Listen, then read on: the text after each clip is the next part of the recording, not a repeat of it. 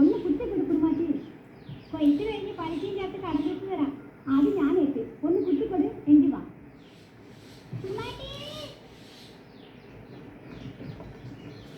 Hello, നമ്മൾ കുടുംബാറ്റി എന്തിനേലും വിളിച്ച് എന്തിനാ? നമുക്ക് പച്ച കിട്ടാനും വേണ്ടി എന്നാ കാര്യമാണ്. രസം വേണം. പാപ്പ അറിയരുത്. ഉമ്മക്കുട്ടിന് ആദ്യം പച്ചയ്ക്ക് കിട്ടേക്കാം. എവിടെ വെക്കണം? ആരും കാണാൻ പറ്റി. ഉമ്മാവും പാപ്പായും കണ്ടാൽ നമ്മൾ മയ്യത്തായി പോകും. കുറച്ചായിക്കോളും. അപ്പൊ എങ്ങനെ കാണും? ഉമ്മക്കുട്ടി തപ്പി നോക്കിക്കോളും. എന്ത് ചെയ്യണം? പിന്നെ പിന്നെ പറ, ദുഃഖം പോണെന്ന് പറഞ്ഞിട്ട്. അയ്യാരി അങ്ങനെ വരട്ടെ. അതാരെ അടിയാരെ ആരെങ്കിലും ആവട്ടെ, പച്ച കുത്തി കൊടുക്കും. നമുക്ക് നാണോ? പിന്നെങ്ങനാ? ഉമ്മക്കുട്ടി കണ്ണു നിന്നാ മതി.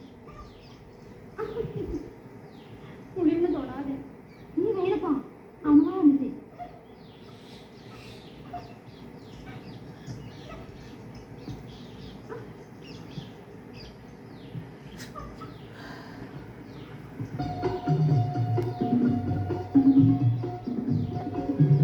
എന്താ കുത്താത്തെ? കുടുംബായിട്ട് പോയാ?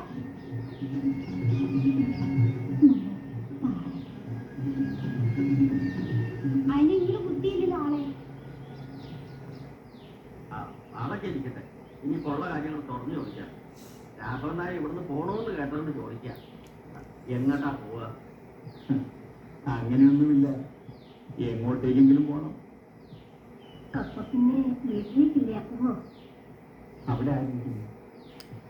അമ്മ മരിച്ചപ്പോ വീടും നാടുമായുള്ള അവസാന ബന്ധവും കഴിഞ്ഞു.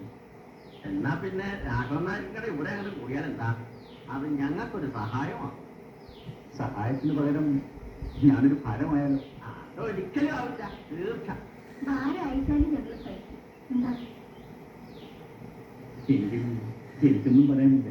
ഇത്രയും നാൾ പല സ്ഥലത്തും താമസിച്ചല്ലേ. കുറച്ചുനാൾ ഇവിടെയും കൂടി താമസിച്ചേ. പക്ഷേ ഒരു ദിവസം എനിക്ക് തോന്നുമ്പോൾ ഞാൻ തോന്നിയില്ലാച്ചാലോ? പോകും.